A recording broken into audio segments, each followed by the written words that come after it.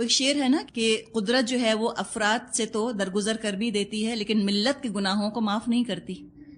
تو بات یہی ہے، جب پوری قوم نافرمان ہو جاتی ہے تو اللہ معاف نہیں کرتا پھر ایسے اہل شریعت قوموں کو. ان کو سزا دی جاتی ہے دو طرح سے. ایک تو دنیاوی زندگی میں بھی ان پہ طرح طرح کے دنیاوی عذاب آتے ہیں جو آنکھوں سے نظر آتے ہیں، جیسے کہ بنی اسرائیل پر مختلف قسم کے عذاب آئے. کبھی ان پہ کوئی طاعون آ گیا، کوئی وبا ان کے اوپر آ گئی، کبھی ان کو مسخ کر دیا گیا، ان کو بندر بنا دیا گیا. پڑھا تھا نا ہم نے، کونوا قردۃ خاسئین. تو ایسے آنکھوں سے نظر آنے والا عذاب بھی ان پر آتا ہے، ایسی قوموں پر جو شریعت کا تماشا بنا لیں. اور ایک عذاب آتا ہے اندرونی باطنی، اور وہ عذاب یہ ہوتا ہے کہ ان کے دل سخت کر دیے جاتے ہیں.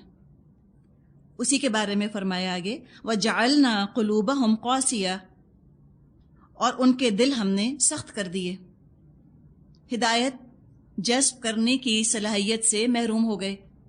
نہ گناہ لگے، نہ ثواب لگے، کسی چیز کی فکر نہ ہو سوائے دنیا سمیٹنے کے. تو یہ دلوں کا سخت ہو جانا ہے کہ ہدایت پر عمل نہیں کر رہے تو تکلیف تو ہو کم از کم.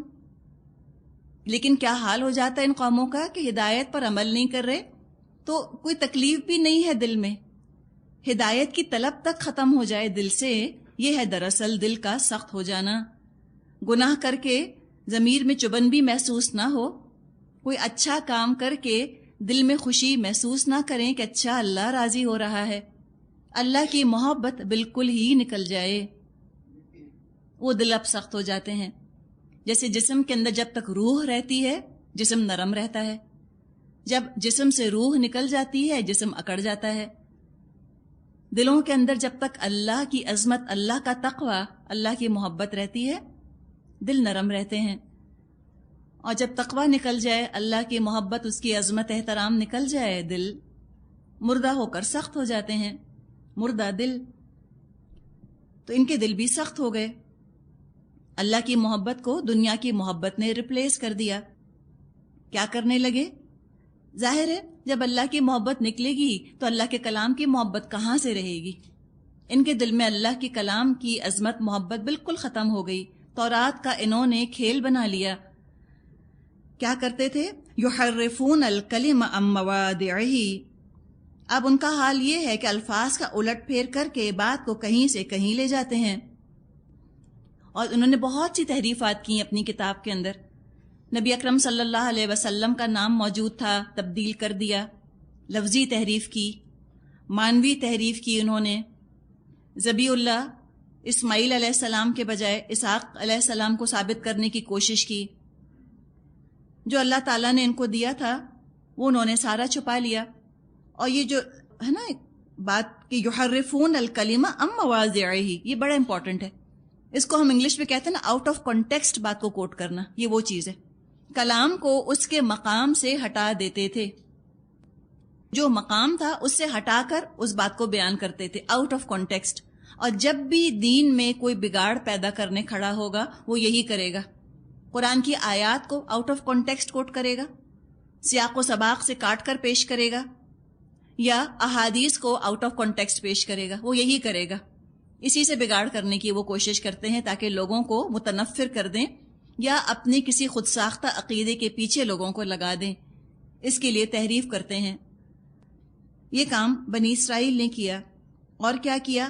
وَنَسُوا حَظًّا مِّمَّا ذُكِّرُوا بِهِ. جو تعلیم ان کو دی گئی تھی اس کا بڑا حصہ یہ بھول چکے ہیں. علم کے بارے میں کہتے ہیں کہ علم کی زندگی مذاکرہ ہے. مذاکرہ کیا؟ یاد دہانی، ڈسکشن، کانسٹنٹ ریمائنڈر، پڑھتے پڑھاتے رہنا. اور علم کی موت اس کو یاد نہ کرنا، اس کا مذاکرہ نہ کرنا علم کی موت ہے. انہوں نے یہی کیا. تورات کا پڑھنا پڑھانا بالکل ہی چھوڑ دیا. اپنے علم کو اپنی ذاتی دولت سمجھ کے سمیٹ کے گھروں میں رکھ لیا. کسی کے ساتھ اپنا علم شیئر نہ کیا. ایسی مثال ہے کہ جیسے کسی کو چراغ دیا جائے جو اس کے گھر میں روشنی کرے اور وہ اس چراغ کو چھپا دے یا بجھا دے تو اس نے کتنا نقصان کیا. خود بھی فائدہ حاصل نہ کیا، کسی اور کو بھی فائدہ نہ دیا. یا چراغ کو اگر ڈھانک کر رکھے تو ہو سکتا ہے کہ وہ چراغ اس کے گھر میں آگ لگانے کا سبب بن جائے. انہوں نے بھی جس طرح حق کو اور علم کو چھپایا، انہوں نے اپنی ہی جہنم بھڑکائی، اپنے ہی لیے آگ تیار کر لی۔ تالمود کی اہمیت ان کے ہاں اتنی بڑھ گئی کہ تورات کو بالکل بھول گئے۔ تالمود دراصل ان کے علماء کی لکھی ہوئی کتاب ہے، اس کے پیچھے لگ گئے اور اللہ کی کتاب کو بالکل چھوڑ دیا۔ دنیا میں نقد سزا اس نگلیکٹ کی یہ ملی ان کو کہ اوریجنل تورات، اصل تورات ان کے ہاں موجود ہی نہیں، کہیں نہیں پائی جاتی۔ وَلَا تَزَالُ تَطَّلِعُ عَلَىٰ خَائِنَةٍ مِّنْهُمْ إِلَّا قَلِيلًا مِّنْهُمْ، اور آئے دن تمہیں ان کی کسی نہ کسی خیانت کا پتہ چلتا رہتا ہے، ان میں سے بہت کم لوگ اس عیب سے بچے ہوئے ہیں۔ خیانت کا ذکر آ گیا نا، کہاں تو قوموا قوامین للہ، ان سے بھی تو یہی کہا ہوگا نا اللہ نے، وہ بھی تو اہل شریعت تھے جو ہم سے کہا۔ لیکن واقعی جب شریعت رکھنے والی، شریعت کی حامل قومیں اپنے مقام سے گرتی ہیں، ان کے اندر کوئی خیر نہیں بچتی، اور سب سے پہلی چیز جو آتی ہے وہ خیانت آتی ہے۔ دنیا کا کچھ فائدہ حاصل کر لیں، کوئی ٹینجبل بینیفٹ، کوئی نظر آنے والی چیز حاصل کر لیں، یوں سمجھے کہ جیسے چھلکے چنتا رہ جائے کوئی اور اصل مغز، اصل گودا چھوڑ دے۔ کوئی جو ہے وہ ریپنگز اٹھا کر چلا جائے اور اصل ہیرے چھوڑ جائے۔ تقوی چھوڑ دیا، للہیت چھوڑ دی، اور نہ آنکھوں سے نظر آنے والے حقیر حقیر فائدے سمیٹنے کے چکر میں لگے رہے۔ اور اس کے لیے اگر امانت راستے میں رکاوٹ بنی، ایمانداری رکاوٹ بنی، اس کو اٹھا کر پھینک دیا، یوزلیس چیز کے طور پہ خیانت اختیار کر لی۔ اور دیکھیں جو خیانت کرنے والے ہوتے ہیں نا، وہ کسی ایک معاملے میں نہیں خیانت کرتے، وہ ہر چیز میں کرتے ہیں، ہیبیچول ہو جاتے ہیں وہ اس چیز کے اندر، عادی خیانت کرنے والے ہوتے ہیں۔ پیسے میں کریں گے، وقت میں کریں گے، حقوق میں کریں گے، پھر وہ جھوٹ بولیں گے، پھر وہ دھوکہ بھی دیں گے، کم یا زیادہ یہ ساری چیزیں ان کی شخصیت میں اوپر سے نیچے رچ بس جاتی ہیں۔ یہ نہیں ہو سکتا کہ ایک شخص ایک گوشے میں بڑا ایماندار ہے اور دوسرے گوشے میں بڑا بے ایمان ہے، یہ ہو نہیں سکے گا۔ ایمانداری تو زندگی کی طرح ہے، اگر ہے تو پوری ہے، نہیں ہے تو بالکل نہیں۔ تو تھوڑا ایماندار تھوڑا بے ایمان یہ نہیں ہوتے۔ معاشرے کے اندر فساد آتا ہی خیانت کی وجہ سے ہے۔ گھریلو سطح کے اوپر لڑائی جھگڑے، اور عوامی سطح، حکومت کی سطح کے اوپر پھر چوری، اور آگے جا کر اپنے حق ادا نہ کرنا، اپنی ذمہ داریاں ادا نہ کرنا، ہر چیز میں خیانت جو ہے وہ پوری طرح سرکولیٹ کرنے لگتی ہے۔ اب حکم کیا دیا جا رہا ہے، مشورہ کیا دیا جا رہا ہے نبی اکرم صلی اللہ علیہ وسلم کو، کہ یہ تو ان کی برائیاں ہیں جو قرآن نے آپ کو بتا دی، یہ خامیاں ان کے اندر موجود ہیں۔ اور اللہ کے رسول صلی اللہ علیہ وسلم سے کہا گیا فَاعْفُ عَنْهُمْ وَاصْفَحْ إِنَّ اللَّهَ يُحِبُّ الْمُحْسِنِينَ، تو بس آپ ان کو معاف کر دیجئے، ان کی حرکات سے چشم پوشی کرتے رہیے، اللہ ان لوگوں کو پسند کرتا ہے جو احسان کی روش رکھتے ہیں۔ یعنی مسلمانوں کو بھی مشورہ دیا جا رہا ہے نبی اکرم صلی اللہ علیہ وسلم کے ذریعے سے کہ جو ان کی حرکتیں ہیں، جو ان کے کرتوت ہیں، تم اگنور کر دو، اس لیے کہ محدود وقت ہے نا ہمارے پاس دنیا میں، ہمیں تو اپنی پرائیورٹیز، اپنی ترجیحات مقرر کرنی ہوں گی، یا تو ہم ان کی ہی خیانتوں کے قصے بیان کرتے رہیں۔ جب خیانت کے قصے زیادہ بیان ہوتے ہیں تو خیانت ہو سکتا ہے پھیلنی شروع ہو جائے، اس کا چرچا ہو جائے۔ تو برائی کا چرچا مت کرو، کیا کرو تم امانت کا چرچا کرنا شروع کر دو۔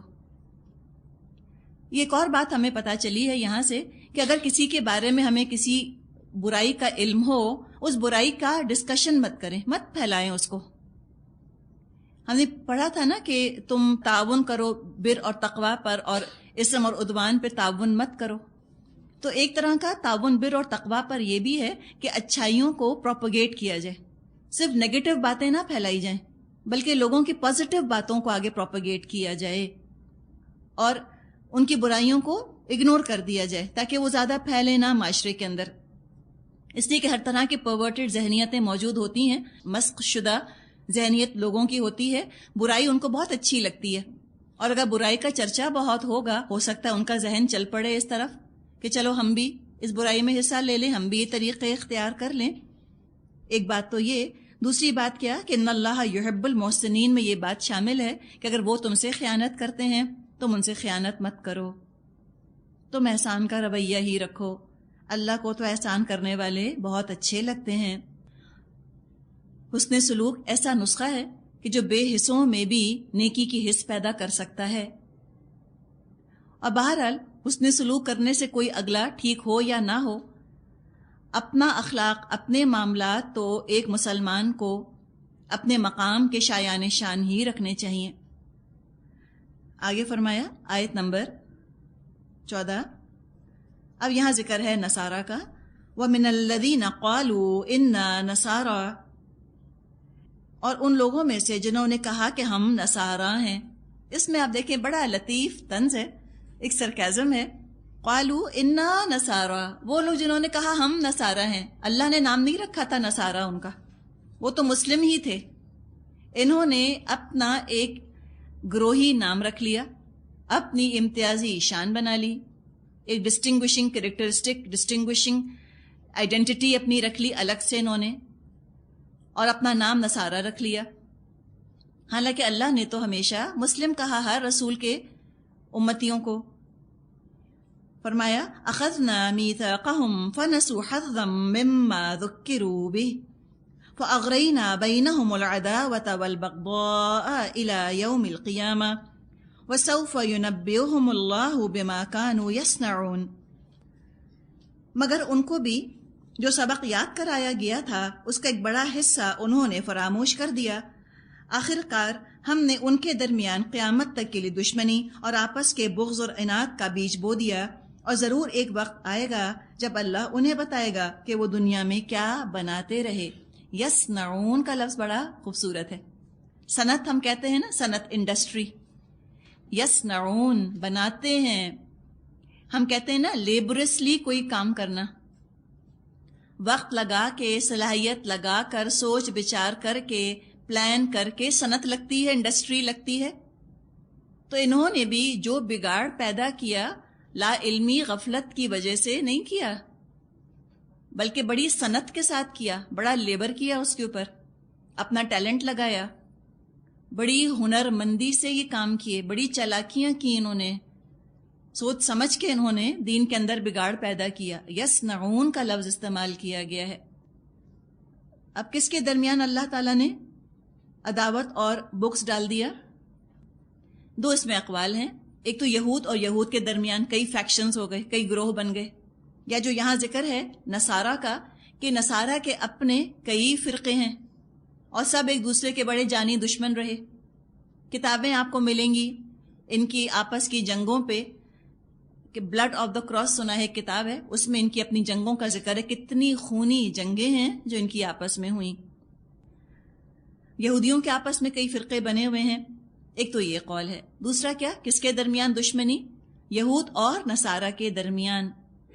اغرینا مادہ غین را واو ہے، غریہ مطلب ہے کسی کے ساتھ چپکا دینا، بھڑکانا، آمادہ کرنا، انسائٹ کرنا۔ یہود اور نصارہ میں دشمنی تو اس شدت کی رہی اور اب تک رہی، یہ تو اب پچھلے چند سالوں سے متحد ہوئے ہیں مسلمانوں کی مشترکہ دشمنی میں۔ یہود اور نصارہ دراصل مسلمانوں کی مشترکہ دشمنی میں آج متحد ہیں، ورنہ آپس میں ان کے دل ملے ہوئے نہیں ہیں۔ ایسی سخت ان کی دشمنی رہی کہ جب تک عیسائیوں کا قبضہ تھا فلسطین پر، یہودیوں کو اجازت نہیں تھی فلسطین میں داخل ہونے کی، بلکہ جب عیسائی راہبوں نے عمر رضی اللہ عنہ کے حوالے یروشلم کیا تو ان کو خاص ہدایت کی تھی کہ یہاں آپ یہودیوں کو داخل نہیں ہونے دیں گے۔ اتنی شدت کی ان کے اندر دشمنی رہی۔ اب یہ سارے جو مسائل ان کے چلے، ان کا حل اللہ تعالیٰ نے پیش کر دیا نبی اکرم صلی اللہ علیہ وسلم کی ذات میں، کہ آج تم ان پر ایمان لے آؤ، اللہ اپنی لعنت تم سے ہٹا لے گا، اللہ اپنی رحمت بھی تم پہ کر دے گا، تم ایک رسول پر متحد ہو کے امت بن جاؤ گے اور اللہ تعالیٰ کی تم رحمت کے مستحق ہو جاؤ گے۔ ایک آفر ہے جو ان کو اب کی جا رہی ہے۔ آیت نمبر 15، یا اہل الکتاب قد جاءکم رسولنا یبین لکم کثیرا مما کنتم تخفون من الکتاب ویعفو عن کثیر۔ اے اہل کتاب، ہمارا رسول تمہارے پاس آ گیا ہے جو کتاب الہی کی بہت سی ان باتوں کو تمہارے سامنے کھول رہا ہے جن پر تم پردہ ڈالا کرتے تھے، اور بہت سی باتوں سے درگزر بھی کر جاتا ہے۔ قد جاءکم من اللہ نور و کتاب مبین، تمہارے پاس اللہ کی طرف سے روشنی آ گئی ہے اور ایک حق نما کتاب۔ یہ کتاب کیا کرتی ہے؟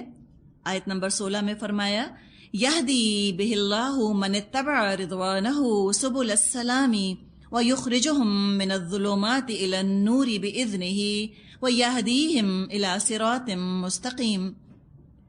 ایک ایسی حق نما کتاب جس کے ذریعے سے اللہ تعالیٰ ان لوگوں کو جو اس کی رضا کے طالب ہیں سلامتی کے طریقے بتاتا ہے، اور اپنے اذن سے ان کو اندھیروں سے نکال کر اجالے کی طرف لاتا ہے اور راہ راست کی طرف ان کی رہنمائی کرتا ہے۔ کتنی پیاری بات ہے نا، من اتبع رضوانہ، جو اللہ کی رضا کی پیروی کریں۔ دعا کرنی چاہیے اللہ سے کہ اللہم وفقنا لما تحب و ترضا، ان کاموں کی اللہ تو ہمیں توفیق عطا فرما جو تجھ کو اچھے لگتے ہیں اور جن سے کہ تو راضی ہے۔ اب یہاں پر نور کا ذکر کیا اور کتاب کا ذکر کیا۔ کتاب تو ہے ہی نور، تو ہو سکتا ہے کہ جو واو ہے یہ تفسیر کا ہو کہ نور یعنی کہ کتاب، روشن کتاب آ گئی ہے۔ ابانا یبینو کا مطلب ہوتا ہے روشنی، روشنی دینا، مبین روشنی دینے والی کتاب۔ یا ہو سکتا ہے کہ نبی اکرم صلی اللہ علیہ وسلم یہاں مراد ہو نور سے۔ کس طرح کہ نبی تو نور ہدایت ہوتے ہیں، سراپا نور ہدایت ہوتے ہیں، اور انہوں نے تو اپنے لیے دعا کی تھی کہ اللہم اجعل فی قلبی نورا وفی بصری نورا وفی سمعی نورا، کہ اللہ میرے دل، میری آنکھ، میرے کان، میری سماعت، جسم، بال، کھال، خون، ہر چیز میں اللہ تو نور بنا دے۔ وجعل فی نفسی نورا، اللہ تو میرے نفس کے اندر نور بنا دے۔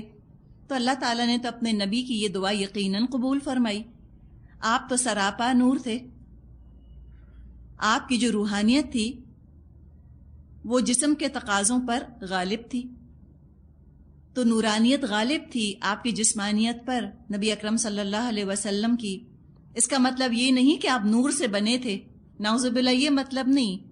آپ انسان تھے، انا بشر مثلکم، یہ ہم پڑھتے ہیں قرآن میں کہ محمد صلی اللہ علیہ وسلم سے کہلوایا گیا کہ آپ کہیے کہ میں تو تمہیں جیسا ایک انسان ہوں، یوحا الیہ، وحی کی جاتی ہے میری طرف۔ تو کوئی ان کا جو مادہ تھا وہ نور نہیں تھا، وہ گوشت پوش کے انسان تھے، ان کا روحانی وجود ان کے حیوانی وجود پر غالب تھا۔ اس طرح اگر نور کہیں تو کوئی حرج نہیں، لیکن یہ کہنا کہ نور تھے اور نور سے بنے تھے اور ان کا سایہ نہیں تھا اور انسان نہیں تھے، یہ پھر چیز جو ہے یہ غلف کے اندر چلی جاتی ہے۔ اور یہاں پہ فرمایا کہ اللہ ہدایت دیتا ہے سلامتی کے راستوں کی طرف، سبل السلام، سلامتی کے راستے، اور اللہ اندھیروں سے نکالتا ہے نور کی طرف۔ نور واحد ہے اور اندھیرے جو ہیں وہ پلورل آئے ہیں، جمع کے صیغے میں آئے ہیں۔ نور تو ایک ہی ہے نا، نور کا سرچشمہ تو اللہ کی ذات ہے۔ اندھیروں کے کئی مختلف شیڈز ہوتے ہیں، ڈپینڈ کرتا ہے کون اللہ سے، یا اگر دنیاوی لحاظ سے دیکھیں اندھیرا ڈپینڈ کرتا ہے، انحصار اندھیرے کا اس بات پر ہے کہ روشنی کے سورس سے، روشنی کے ذریعے سے انسان کتنا دور ہے۔ جتنا دور ہوگا اندھیرے کے اس شیڈ میں ہوگا، شک و شبے کے سائے ہوں گے، بے یقینی کے سائے ہوں گے، غفلت اور گمراہیوں کا اندھیرا ہوگا، گناہوں کے اندھیرے ہوں گے۔ اور جو نور سے بالکل لپٹ جائے، نور کے بالکل قریب آ جائے، تو سارا سایہ ختم ہو جاتا ہے نا، سب شکوک و شبہات ختم ہو جاتے ہیں۔ تو کہا کہ تم پاس آ جاؤ، اور سبل کا کتنا پیارا لفظ استعمال کیا ہے۔ آگے دیکھیں نا، وَيَهْدِيهِمْ إِلَىٰ صِرَاطٍ مُسْتَقِيمٍ، اللہ ہدایت دے دیتا ہے سیدھے راستے کی طرف۔ تو صراط واحد آیا ہے، سبل جو ہے اوپر جمع آیا ہے۔ یوں سمجھیں کہ جیسے بہت سی پگڈنڈیاں ہوتی ہیں، کوئی کہیں سے آ رہا ہے، کوئی کہیں سے آ رہا ہے، اور بہرحال پھر ہوتا کیا ہے کہ وہ سب مختلف پگڈنڈیاں آ کر ایک شاہراہ سے جڑ جاتی ہیں۔ تو یہ شاہراہ ہے صراط مستقیم، لیکن اس شاہراہ تک پہنچنے کے لیے کئی پگڈنڈیاں ہیں، کوئی کہیں سے آتا ہے، کوئی کہیں سے آتا ہے۔ مثال کے طور پہ ہمارا اپنا شہر ہے، ایک شارع فیصل ہے، ٹھیک ہے نا. اب اس شارع فیصل تک پہنچنے کے لیے کوئی ناظم آباد سے آتا ہے, کوئی کلفٹن سے آتا ہے, کوئی ملیر سے آتا ہے, کوئی ایئرپورٹ سے آتا ہے. تو راستے تو جدا جدا ہیں, لیکن منزل کیا ہے؟ پھر ایک ہی جگہ شارع فیصل ان کو پہنچنا ہے. اسی طرح مومن کی منزل تو ہے صراط مستقیم, اس کو پہنچنا ہے صراط مستقیم تک. اب کوئی کہیں سے چلا, کوئی کہیں سے چلا, کوئی دل کے راستے آئے گا, کوئی دماغ کے راستے آئے گا, کوئی اللہ کی محبت کی وجہ سے آئے گا, کوئی اللہ کے غضب کے ڈر کی وجہ سے آئے گا.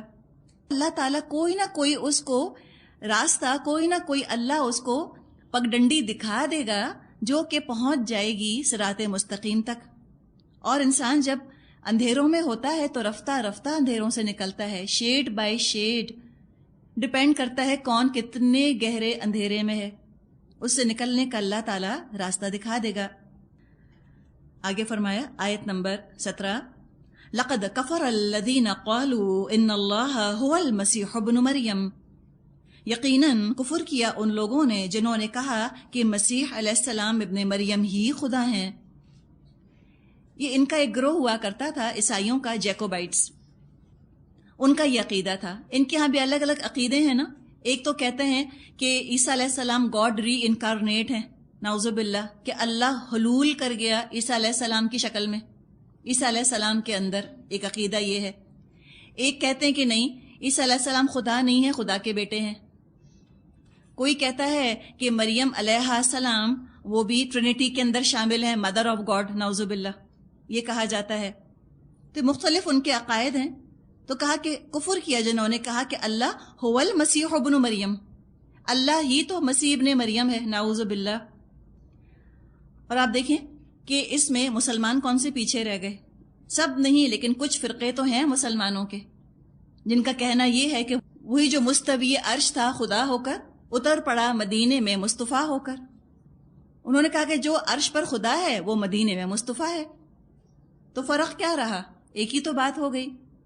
کسی نے کہا کہ اللہ کے پلے میں وحدت کے سوا کیا ہے؟ جو کچھ ہمیں لینا ہے لیں گے محمد سے صلی اللہ علیہ وسلم. کہ نعوذ باللہ اللہ کے پاس پلے تو کچھ ہے ہی نہیں, بس توحید توحید کہتا رہتا ہے. اللہ کیا دے سکتا ہے؟ اور اللہ ہم کو دیں گے تو محمد دیں گے ہم کو. اب وہ کہتے ہیں کہ بھر دے جھولی میری یا محمد, لوٹ کر میں نہ جاؤں گا خالی. کچھ لوگوں نے تو نبی اکرم صلی اللہ علیہ وسلم کو بھی اٹھا کر اللہ کے برابر ہی بنا دیا. تو کفر کیا انہوں نے. وہ سمجھ رہے ہیں محبت کا دم بھر رہے ہیں. قیامت کے دن پتہ چلے گا کہ یہ محبت کے دعوے جو سنت کے طریقے سے ہٹے ہوئے تھے کچھ نہ فائدہ دے سکے ان کو. تو جنہوں نے کہا کہ مسیح ابن مریم ہی خدا ہیں, ان کے بارے میں فرمایا قل, کہیے, فَمَن يَمْلِكُ مِنَ اللَّهِ شَيْئًا إِنْ أَرَادَ أَن يُهْلِكَ الْمَسِيحَ ابْنَ مَرْيَمَ وَأُمَّهُ وَمَن فِي الْأَرْضِ جَمِيعًا وَلِلَّهِ مُلْكُ السَّمَاوَاتِ وَالْأَرْضِ وَمَا بَيْنَهُمَا يَخْلُقُ مَا يَشَاءُ وَاللَّهُ عَلَى كُلِّ شَيْءٍ قَدِيرٌ. اے محمد صلی اللہ علیہ وسلم ان سے کہیے, اگر خدا مسیح ابن مریم کو اور اس کی ماں اور تمام زمین والوں کو ہلاک کر دینا چاہے تو کس کی مجال ہے کہ اس کو اس ارادے سے باز رکھ سکے؟ اللہ تو زمین اور آسمانوں کا اور ان سب چیزوں کا مالک ہے جو زمین اور آسمانوں کے درمیان پائی جاتی ہیں. جو کچھ چاہتا ہے پیدا کرتا ہے اور اس کی قدرت ہر چیز پر حاوی ہے. یہاں اللہ کی شان نظر آ رہی ہے نا کہ الرب رب و ان تنزل, رب تو رب ہے چاہے وہ پہلے آسمان پر نزول فرما لے, والعبد عبد و ان ترقى, اور بندہ تو بندہ ہے چاہے وہ معراج پر بھی پہنچ جائے. سب بندے ہیں نا, عبدہ و رسولہ, اللہ کے بندے اور اللہ کے رسول ہیں. تو اللہ کا غضب, اللہ کا جلال محسوس ہو رہا ہے اس آیت میں کہ کیسے ان کی مجال ہوئی کہ انہوں نے اللہ کے بندے اور اللہ کے رسول کو اٹھا کر اللہ کے ساتھ شامل کر دیا. آگے فرمایا آیت نمبر 18, وَقَالَتِ الْيَهُودُ وَالنَّصَارَى نَحْنُ أَبْنَاءُ اللَّهِ وَأَحِبَّاؤُهُ. یہود اور نصارہ کہتے ہیں ہم اللہ کے بیٹے ہیں اور اس کے چہیتے ہیں. اب یہ ان کا حال ہو گیا کہ جتنے جتنے گناہوں پر, نافرمانیوں پر جری ہوتے چلے گئے, اتنا اتنا اپنا لاڈلا ہونے کا احساس بڑھتا چلا گیا, جو کہ ہم مسلمانوں کا حال ہے. جتنی ذلت اور رسوائی ہمارے مقدر میں آتی چلی جاتی ہے اتنا ہم کہتے ہیں کہ جو بھی ہیں بہرحال ہیں تو محمد کی امت، اللہ کیسے نہیں معاف کرے گا، اور ناز بڑھتا چلا جاتا ہے اور غفلت بڑھتی چلی جاتی ہے۔ کریکشن کیا جا رہا ہے کہ نکلو اپنی خوابوں کی دنیا سے۔ قل، پوچھئے ان سے، فَلِمَ يُعَذِّبُكُم بِذُنُوبِكُم، پھر وہ تمہارے گناہوں پر تم کو سزا کیوں دیتا ہے؟ یہود و نصارہ سے پوچھا گیا، یہود سے پوچھو کہ نبوکڈ نظر کے ہاتھوں کیوں پٹے، پھر اسیرینز کے ہاتھوں پٹے، پھر یونانیوں نے اور رومیوں نے ان کو مارا، یہ کیسے چہیتے ہو؟ تمنائیں ہیں اور بس خوش فہمیاں ہیں۔ اور کوئی مسلمانوں سے پوچھے کہ منگولز نے تمہاری اینٹ سے اینٹ کیوں بجائی، اتنے تمہارے ہزاروں کو قتل کیوں کیا، تم کیوں اتنے ذلیل اور رسوا ہو آج دنیا میں، اگر ہم اتنے پیارے اتنے چہیتے ہو؟ سب انسان ہو، جب گناہ کرو گے نتیجہ بھگتو گے، چاہے عیسائی ہوں، چاہے یہودی، چاہے مسلمان۔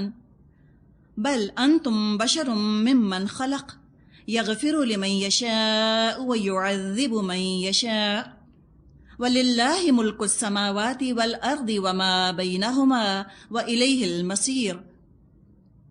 در حقیقت تم بھی ویسے ہی انسان ہو جیسے اور انسان اللہ نے پیدا کیے ہیں، وہ جسے چاہتا ہے معاف کرتا ہے اور جسے چاہتا ہے سزا دیتا ہے۔ زمین اور آسمان اور اس کی ساری موجودات اس کی ملک ہیں اور اسی کی طرف سب کو جانا ہے۔ ایک اس میں اللہ کی شان ہے جو بس محسوس ہی کر سکتا ہے انسان، کہ تم کوشش کرو کہ اللہ کی شان رحمت کے مستحق بنو، اور تم ایسے کام مت کرو کہ تم اللہ کا غضب، اللہ کا غصہ اور اس کا جلال اپنے اوپر بھڑکا لو۔ پھر یہاں خطاب کیا گیا بنی اسرائیل کو اور اہل کتاب کو، یہود و نصارہ دونوں کو۔ آیت نمبر 19، یا اہل الکتاب قد جاءکم رسولنا یبین لکم علی فترۃ من الرسل ان تقولوا ما جاءنا من بشیر ولا نذیر فقد جاءکم بشیر ونذیر واللہ علی کل شیء قدیر۔ اے اہل کتاب، ہمارا یہ رسول ایسے وقت تمہارے پاس آیا ہے اور دین کی واضح تعلیم تمہیں دے رہا ہے، جبکہ رسولوں کی آمد کا سلسلہ ایک مدت سے بند تھا، تاکہ تم یہ نہ کہہ سکو ہمارے پاس کوئی بشارت دینے والا اور ڈرانے والا نہیں آیا۔ سو دیکھو اب وہ بشارت دینے والا اور ڈرانے والا آ گیا، اور اللہ ہر چیز پر قادر ہے۔ یوں خطاب کیا گیا ہے یہود اور نصارہ سے کہ دیکھو تمہارا انتظار پورا ہوا، تم منتظر تھے نا آخری نبی کے، اب وہ آ گئے، ان کے شایان شان ان کا استقبال کرنا، ان کی مدد کرنا، سارے وعدے پورے کرنا جو اللہ نے تم سے لیے ہیں۔ فترت کا ذکر کیا گیا۔ فترت کا مطلب ہوتا ہے وقفہ۔ جب سے انبیاء کا سلسلہ شروع ہوا، مسلسل انبیاء آتے چلے گئے، تھوڑے تھوڑے گیپ کے بعد آتے چلے گئے، لیکن موسیٰ علیہ السلام اور عیسیٰ علیہ السلام ان کے درمیان نبوت کا تار ٹوٹا ہی نہیں۔ 1300 سال کا ان میں ٹائم پیریڈ ہے۔ اس عرصے میں بنی اسرائیل میں مسلسل انبیاء موجود رہے۔ شروع میں بھی 2 انبیاء، موسیٰ علیہ السلام اور ہارون علیہ السلام، اور عیسیٰ علیہ السلام جب تشریف لائے تب بھی 2 نبی، عیسیٰ علیہ السلام اور یحییٰ علیہ السلام۔ عیسیٰ علیہ السلام تک تقریباً بنی اسرائیل میں 1000 انبیاء کہتے ہیں کہ تشریف لائے۔ عیسیٰ علیہ السلام اور نبی اکرم صلی اللہ علیہ وسلم کے درمیان 600 سال کا وقفہ ہے۔ اس میں کوئی نبی نہیں آیا، اس کو فترہ کہا جاتا ہے۔ بریک آ گیا وحی کے اندر، وقفہ آ گیا۔ پہلے کبھی اتنا زمانہ انبیاء سے خالی نہ گزرا تھا۔ جب ایک چیز بہت مدت تک انسان کو نہ ملے تو اس کی تڑپ، اس کی آرزو، اس کی طلب بڑھ جاتی ہے۔ انتظار تو شوق کو ہوا دیتا ہے۔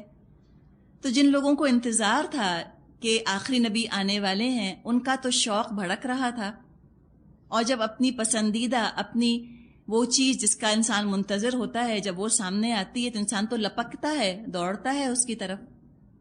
تو ان میں سے جو لوگ واقعی منتظر ہیں نبی کے، شوق ہے جن کو، جو اپنی کتاب پر ایمان رکھنے والے ہیں، وہ تو دوڑ کے نبی اکرم صلی اللہ علیہ وسلم کا استقبال کریں گے۔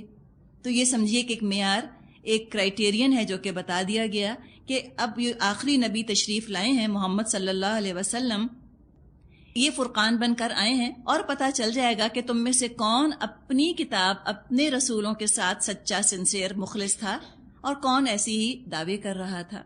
والآخر دعوانا ان الحمد للہ رب العالمین، سبحانک اللہم و بحمدک، نشہد ان لا الہ الا انت، نستغفرک و نتوب الیک۔ السلام علیکم ورحمۃ اللہ وبرکاتہ۔